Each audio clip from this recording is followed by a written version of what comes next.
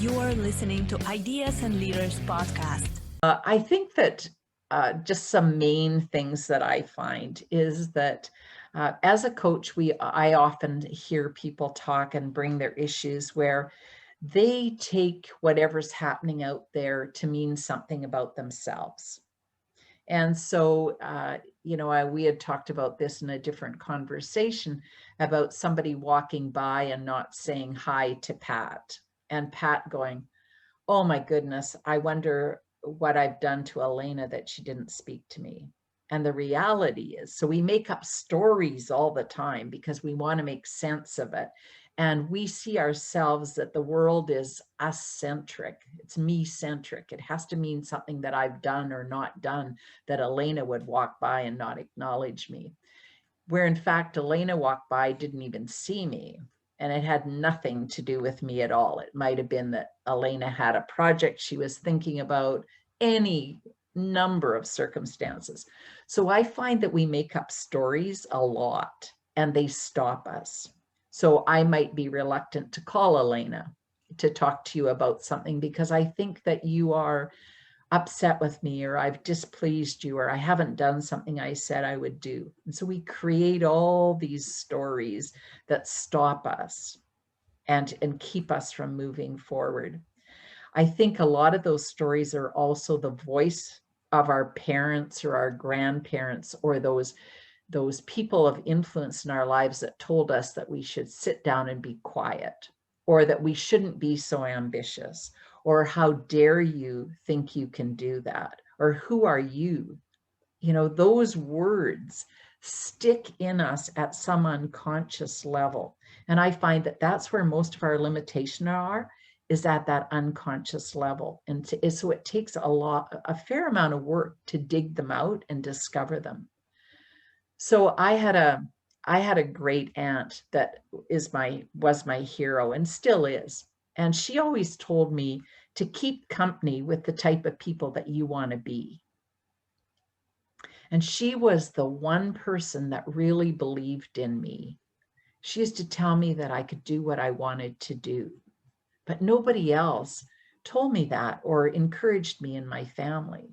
There was a story in my family told over and over again that I heard as I was growing up, and this is how a child's mind absorbs this information, stores it away, and then we live it out in our adult lives. We live the things we hear as children, and we manifest them in our adult lives without knowing what the origin is.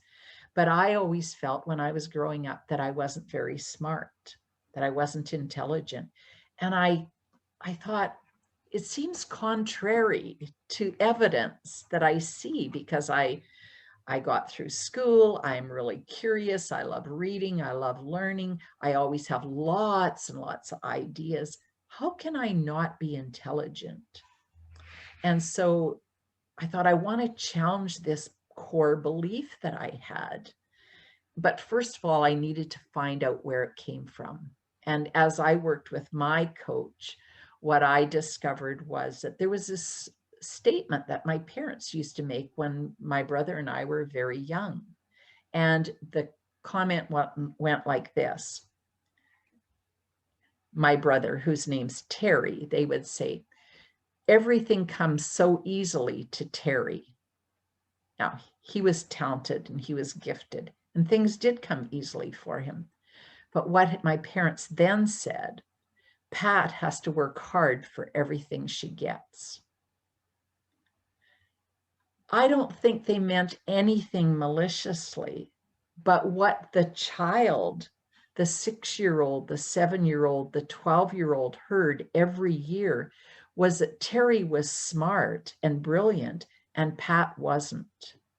And so the child interpreted that to mean, if he's smart and brilliant and I'm the opposite of that, working hard, obviously that to me meant that I'm not smart.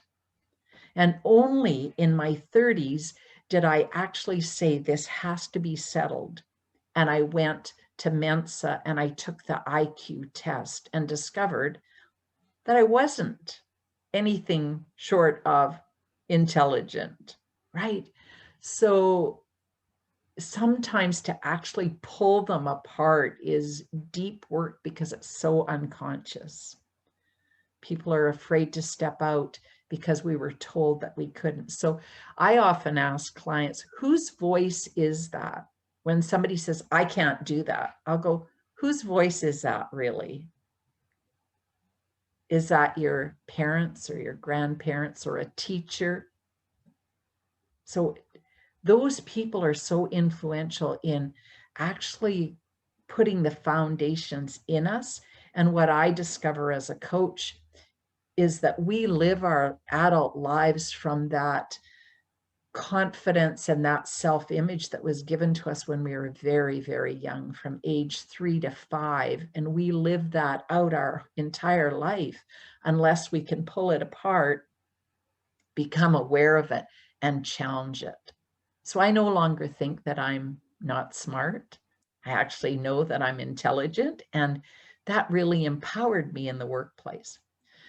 The other thing that happens a lot is people feel they're imposters, and we call it imposter syndrome. So people get a promotion at work and they walk around going, I'm not worthy of this. I'm not capable of doing the work. And again, I think that that's, for me, when I dig down with them, it's often based on that you'll never amount to anything, or whatever casual comment is made that a child overhears, or maybe it's a family that believes that we're just not destined to be rich, or we're never going to go to university. I look at those people that come out and they say, I was the first person in my family to go to university. And I think, wow, they really overcame something, or somebody powerful behind them supported them, encouraged them to challenge those limitations, to break the mold, to do something that they're worthy of. I think that also saying the word worthy is a big barrier, that we get this, that we suffer from a lack of worthiness.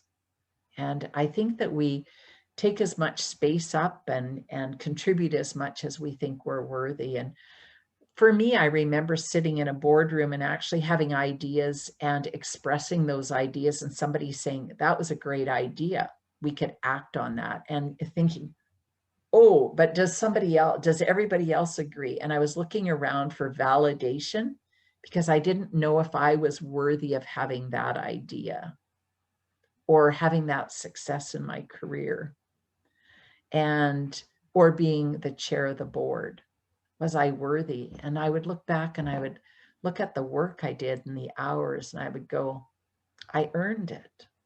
I earned it by hard work and doing the right things, consulting and getting good advice, having strong teams around me. So yeah, the self-talk and the programming that happens to us is so self-limiting.